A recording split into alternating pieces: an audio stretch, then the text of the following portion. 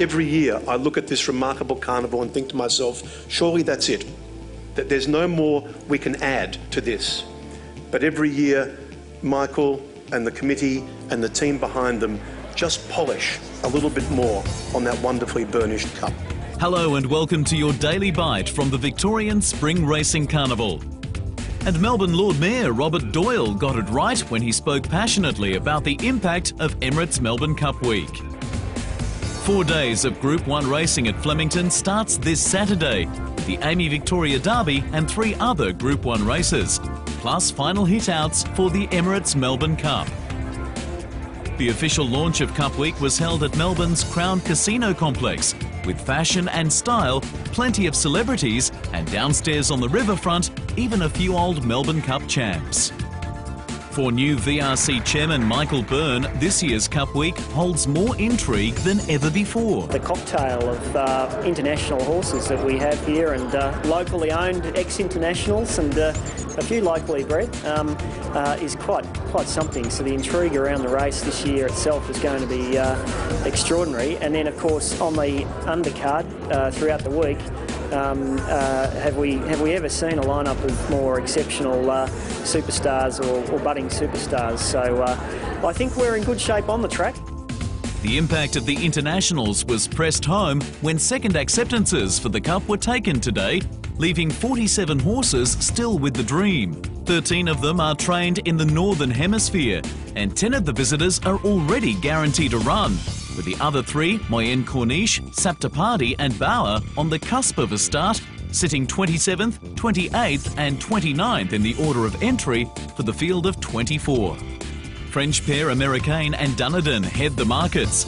Next in commission are the internationals Lucas Cranach, Jukebox Jury, Illo and Bauer. While the lack of local stayers has caused comment in the local media, Byrne is in no doubt the internationalisation of the race has done wonders for the Cup and Australian racing. It adds great intrigue. It adds to the international interest. Quite apart from what's happening here in Melbourne and throughout Australia just generally, the level of international interest in the race just continues to grow, because it's increasingly seen for as being an internationally significant sporting contest. So we think that's a great thing. Earlier in the day at the Vintage Crop Stables at Werribee, 2007 Melbourne Cup winning jockey Michael Rodd had his first look at his cup mount for this year, Red Cadeau. Trainer Ed Dunlop picked Rodd out of a host of local jockeys last week, and the rider was excited after giving Red Cadeau a light workout. He's a really laid-back horse. He's lovely nature, and he looks fantastic. He's travelled over really well. The travelling foreman Robin for Ed Dunlop's really happy with him.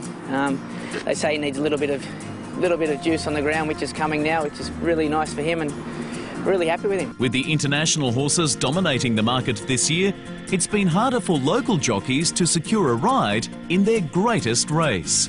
Yeah, it's starting to look like the International Cup now, more than the Melbourne Cup, but look, the prize money's there. It's great for the Australian racing industry to bring these horses over, and we get a lot more exposure overseas, so it's just going to make it tougher for us. We're going to have to maybe be on the ball a little bit more. We're starting to source our horses outside of Australia now. We're trying to buy European stayers. We have to evolve if we want to win the Cup. Red Cadeau raced into Melbourne Cup consideration after a 9-length win in this year's Group 3 Curragh Cup, a race won by Vintage Crop before his 1993 Melbourne Cup success. Foreman Robin Trevor Jones said Dunlop would arrive later this week, and Rodd will return to Werribee on Friday to meet him and ride the stayer once more before the Cup next Tuesday.